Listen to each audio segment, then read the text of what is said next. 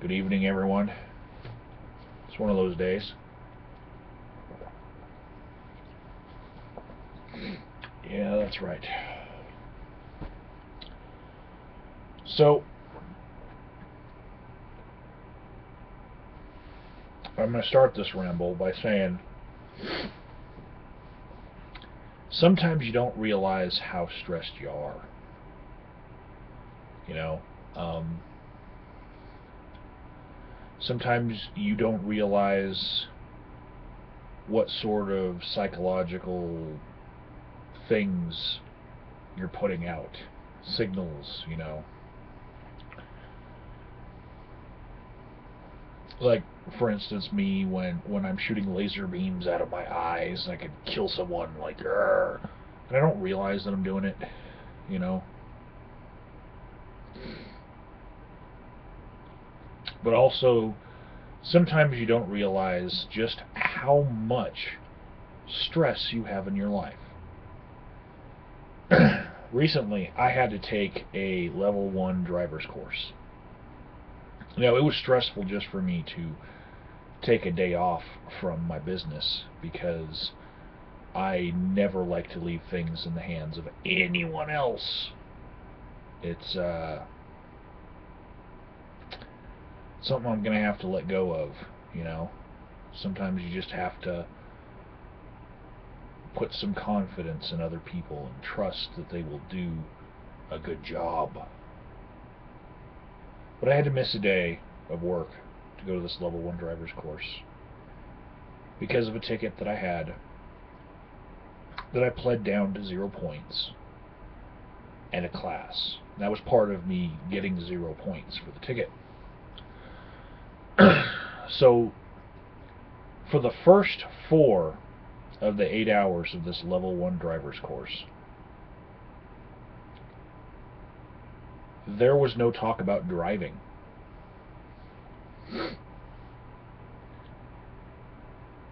The first thing that the instructor said was, there's a difference between willingness and willfulness. And it sounded like a platitude, but seriously, if the class had been condensed to 10 minutes, he could have taught me just that, and all the rest of it I already had figured out.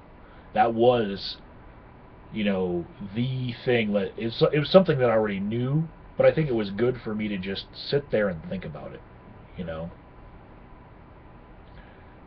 You're either willingly participating in the class and actually going to change something that you do, or you are willfully doing it because you have to, and you're just going through the motions, and everything that gets said to you is going to go in one ear and out the other. So, what I have to realize, which contributed to both tickets that I have received this year for driving, is that both times I was driving while impaired. Now, I don't drink that often at all, but I wasn't drunk when I got those tickets. That wasn't the kind of impairment that I had. The impairment that I had was being tired. Don't laugh. It's one of those things that actually impairs you worse than alcohol, to a certain extent. If you have been sleep deprived and whatnot, the statistics bear out that you are more likely to get into an accident than somebody who's had something to drink. So, yeah, I drive while tired a lot. A lot. I wake up in the morning, I go through my morning routine, and I've timed it so I roll out of bed and roll right into my truck and drive to work. And then, after 12 to 16 hours of being at work, I drive home. Tired. So, yeah. What I had to do, and that was in that situation where I realized that, I could make the most of this class and, try to, see something that I could change, however little it's going to affect the outcomes, but, something that I can control and change. I could choose to, like, pick something or just write the whole class off as a wasted day. So what I chose to do was get some more sleep and try not to work 16 hours in a day. So I still work at least 10 hours in a day, but I'll drive home and then do what work I can at home, and this will prevent me from, driving home while impaired by being tired.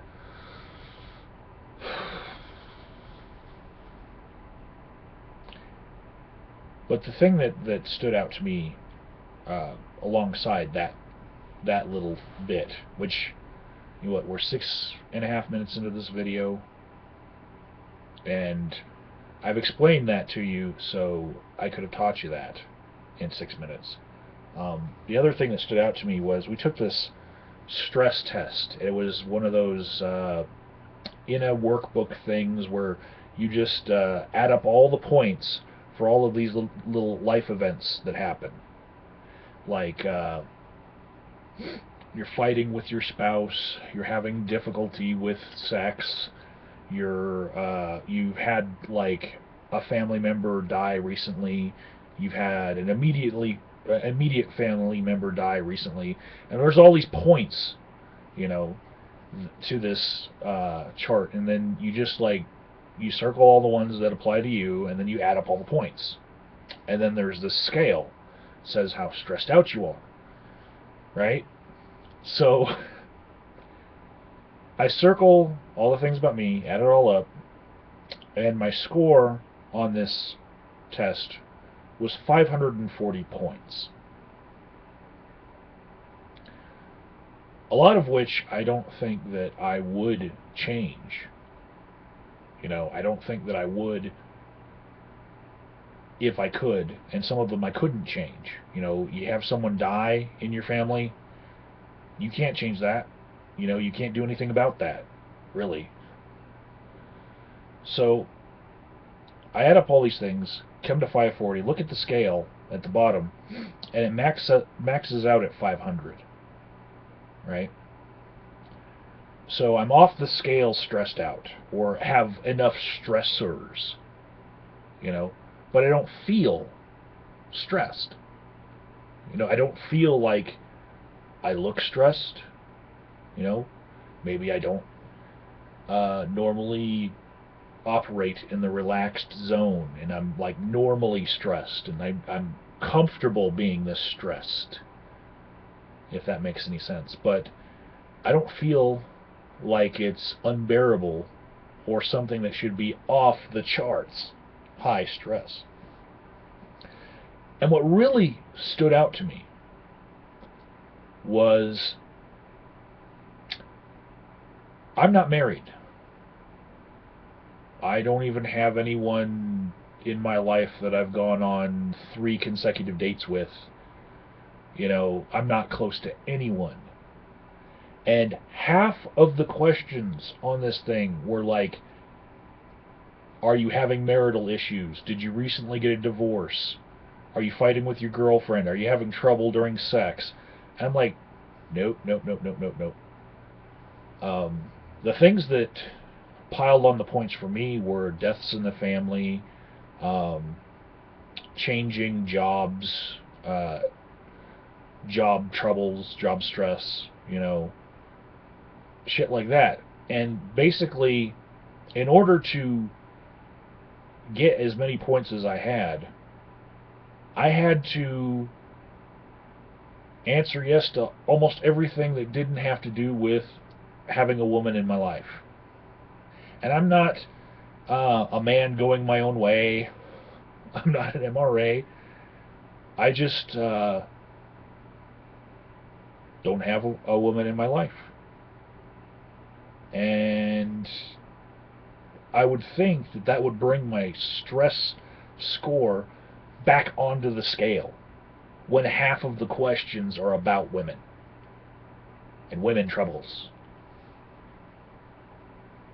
Okay, not women like relationship spouse troubles, but if I'm a man who's attracted to women, so I say women troubles. Sorry, peoples. I guess if you're a girl, it could be man or girl troubles. If you're a guy with other orientation, you can have dog troubles. I don't fucking care. Point is, I need to do something to get my stress levels down. You know, not because of noticeably seeing something wrong with me. More because there's some scary shit that correlates to having high stress levels. Like, in the next 5 years, everyone who was like 400 points and above, 2 out of 10 of us were going to have heart attacks. And I was like, what? You know, I look around, there's 10 people holding their hands up. That's not good odds. Fuck that. You know? Pass me the ice cream. Let's watch some soap operas. Damn it. What do people do to reduce their stress? Let's do some fucking deep breathing. Yoga Pilates shit. You know? Let's stick my foot behind my neck and see how far it stretches. Because, damn, I don't want to go out with a heart attack. You know? So, I've taken to extending deadlines on things that I work on, projects that I work on at work. I try to paint at least 2 more paintings than I would normally paint, because in those moments I kind of block everything out, and it's relaxing to me. And I've been playing Candy Crush. It's a Facebook game, and I found that my phone plays it better than my computer for some reason. I don't know if that's the same for everyone else, but it kind of gets stuck on the beginning for my computer. But the phone just loads it up just fine. Maybe my phone is better than my computer. Shit. I have a Droid HD, and my computer has like 8 gigs of RAM, and the Droid HD is kicking my computer's ass. At least at Candy Crush. Anyways, I find Candy Crush to be relaxing, just like somebody got me hooked on Bejeweled or Bejeweled Blitz a while back. But, you know,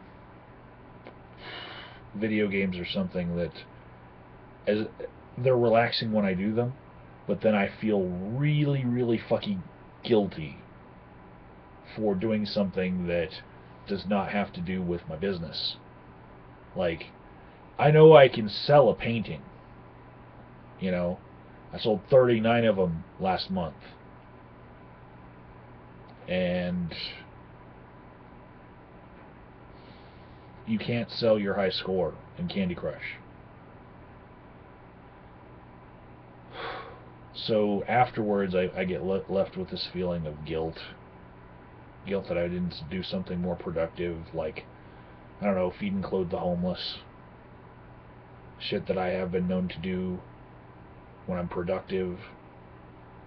You know, if we all took the time that we spent on Candy Crush Saga, and we went to that there's that one website where you match words for rice that gets sent to Africa. If we all did that instead, How much rice would Africa have? Holy fuck, you know? And I know some of you are like, just quit preaching. But I think about these things just as much as I think about cutting a few seconds off of certain tasks by rearranging furniture in my market, in my office. If you have to walk around something all the time and it's in the way, then you need to get it out of the way and make your workstation more efficient, because those few seconds every time you walk around it, 100 times a day, it adds up to minutes and minutes of lost productivity. This is who I am. I think about these things and I solve problems like that all the time.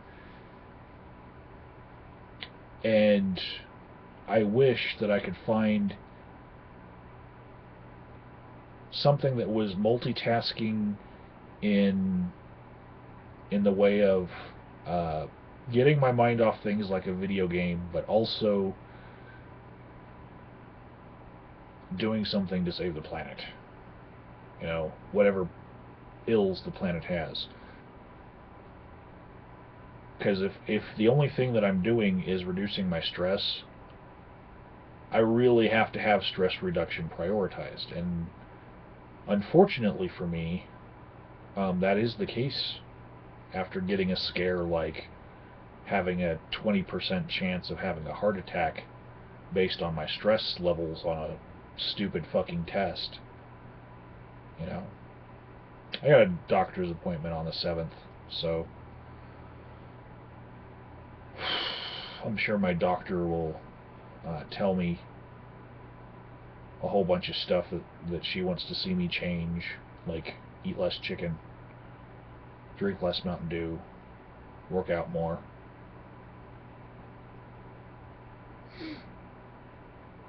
So I did 40 push-ups today in an attempt to film it so that Exiled would have a video of me doing 40 push-ups. And when I got up for my push-ups, I had a cramp in my foot. Because apparently I hadn't bent my toes, like you bend your toes when you do push-up, in a long time, and my feet were cold because it's a snowy day. And I scrapped posting that video because it looked like I broke my foot doing push-ups. That was embarrassing. So now I have to do another video doing push-ups where I don't have aches and pains in my foot afterwards. Last part of the ramble. Not going to name names, but now that we're 18 minutes in, I'll go ahead and say a lot of the drama. I'm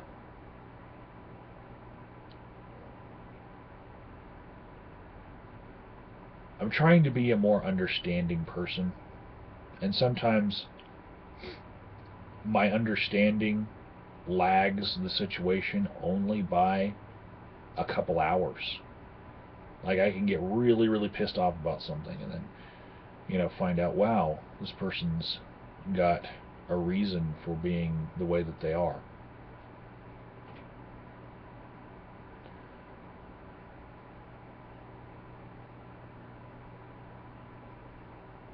So,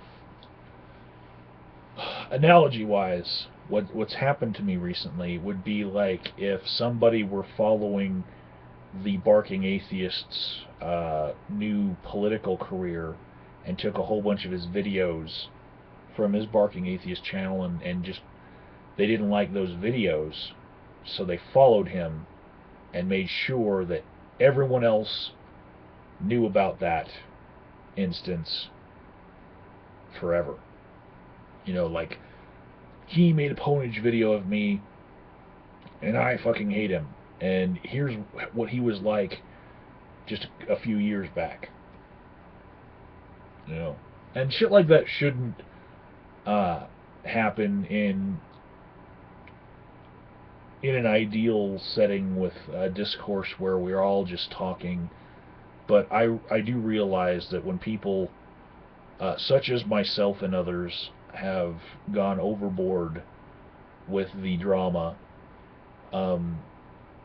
it has crossed a line to where, yeah, it's going to come back and affect you in your life if somebody was really hurt to the point where they're so butthurt that they can't get over it before you do. So that analogy aside, what happened to me was somebody decided to attack my business because of things that were done here on YouTube. And I'll go ahead and say right now, if you like some ponage that I did of someone on my channel, go grab it now, because they're probably going to get pissed off by me saying something in this video and try to delete it, pull it. In fact, if you're one of those people with an app on your browser that downloads videos that might get flagged down, go ahead and push the button now. Right the fuck now. So yeah, when this person decided to attack my business in real life, I am a small business owner. You can't embarrass me to the point where I'm going to fire me. That's fucking laughable. But you could maybe do something where you figure some potential customers might see it.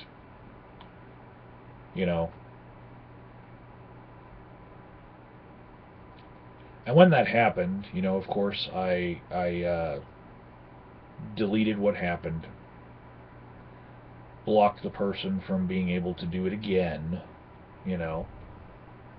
and I was going to go on with my day, but some other things happened where some other circumstances came up, and I was told that, hey, I should make a police report about this. I'm like, okay, well, I've just had a run-in with the police with the world's dumbest shoplifter, which was something in one of my previous rambles, and I was not feeling like spending an hour or two on the phone for somebody who I have not been really at odds with since I just left his drama behind,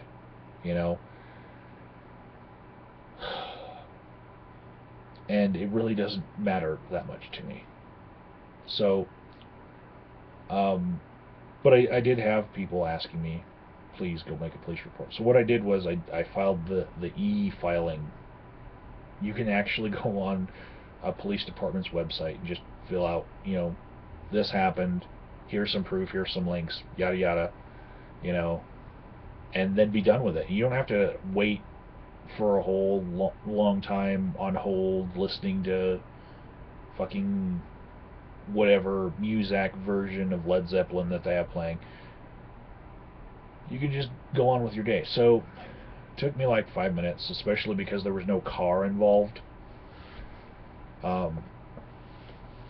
So I got to skip a whole bunch of the pages.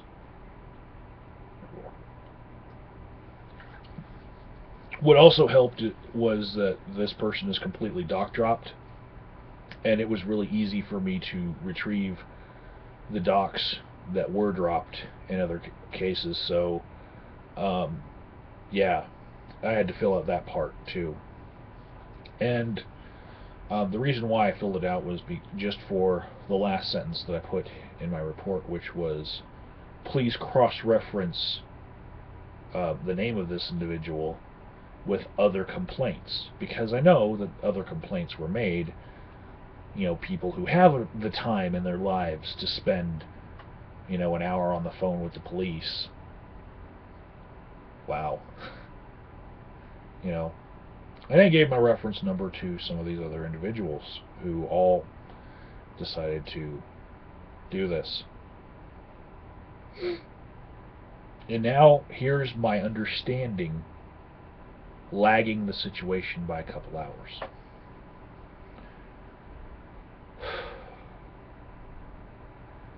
I get home and I get a message, right? And that message makes me realize, hey, I'd be pissed too if some of the things that this person was going through happened to me. Or at least I've seen people get pissed off for certain things. Like, in my own life, I have let some of my cousins know that I didn't believe in their gods and I didn't want to go to church, and then they would then tell their parents, I'm thinking about not going to church too, and I don't feel like being ridiculed by cousin Mike, for our ridiculous beliefs, so I don't think I want to have them anymore. Well, in this situation, I asked someone if they were okay. Right? I asked someone, is there anything wrong? Right? Just like when with my cousins, how all I did was state that I was not a member of their church, member of their religion, and that I just didn't want to do it. I didn't really push it on anyone, but the idea started turning in their heads. And it's kind of like how, there's an analogy of Native American getting proselytized to by a Christian, and the Christian says, everyone who knows about God, like I've just told you, will face Judgment Day. And then the Native American asks, well, what happens to those people who never hear about God? And then the Christian says, well, those people still have a chance. They're just judged on the merits of their actions, and they just have to be good people. And then the Native American's like, so then why did you tell me? Because then he's realizing, things from a different perspective. You could go to a family in poverty, and ask one of their children, hey, does life suck that, since you don't have the newest shoes and you're always eating grade B meat with your dinner and all this stuff, and then the kid would be like, I didn't realize that we lived in poverty. I actually thought that this was normal, but thanks for being the asshole that told me that we're poor. I could have lived a couple more years without realizing that, asshole. So,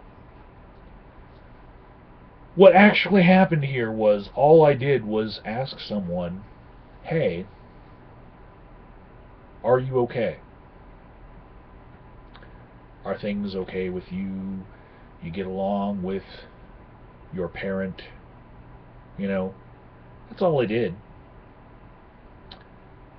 And my understanding now, after dealing with this issue, is that the person who decided to attack my business was angry with me because his child decided to leave him and not live with him anymore. And I realize, sometimes just those little simple questions make you the asshole. I'm not saying it's okay to attack anyone, outside of the internet when you are in the great debate community. I don't think that it's right at all. You know, it's not very effective to attack someone at their place of business when they are the owner, and it doesn't fucking matter, and they can't get fired. But it's still annoying, you know. And the place where the attack happened was also ridiculously obscure. You know, it was one of those things where the settings on the place where that attack happened were such that it didn't go out to anyone.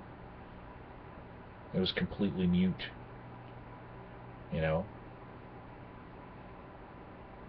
found it myself on accident from a notification in my email, but nobody else got a notification. So, yeah, even then, kind of a dick move. You know, attacking people in their real lives instead of, you know, bringing it to the internet and just having it out there. Dick move. But you know, it's all kind of muddy. You know, I understand that this person might be thinking that people spending extra attention on him to make sure that he doesn't do some things that he has done in the past, like scamming people. He might feel like that's them attacking him in his real life, you know. I'm not even a part of that, but I understand that maybe where he draws the line might be different because so many people attack him in his life because he's been a dick.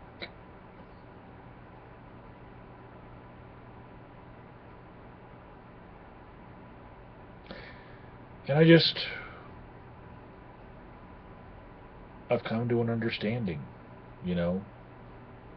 He's pissed off because he feels like, you know, people such as myself, you know, sometimes by just little things like asking, "Are you okay?" People have convinced his daughter, or at least led her to the conclusion, you know, along the way, that he's not somebody that she wants to be with. It's gotta hurt, you know.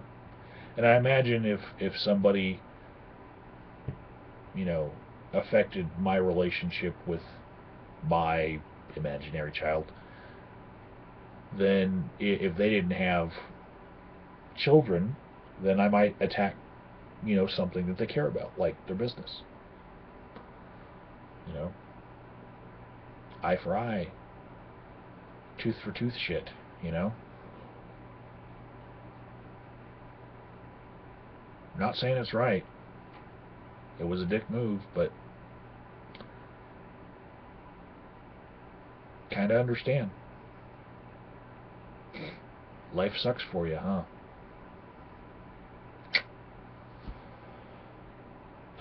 Well, anyways, people, I'm going to kill this dew and get a lot of sleep so that when I drive to work tomorrow, I will be driving safe and unimpaired.